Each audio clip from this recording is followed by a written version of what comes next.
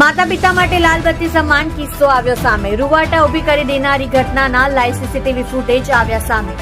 2 વર્ષનું માસૂમ બાળક 7મા માળેથી પટકાતા મોતને ભેટ્યું. પાલ વિસ્તારમાં શ્રીપર સેલિબ્રેશન બિલ્ડિંગની ઘટના.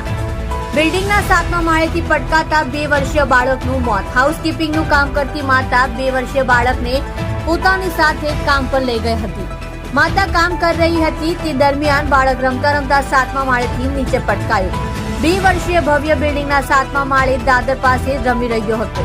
સિવિલના તબીબોએ બાળકને મૃત જાહેર કર્યો. હચમચાવી દેનારી આ ઘટના અન્ય માતા પિતા માટે ચેતવણી સમાન છે.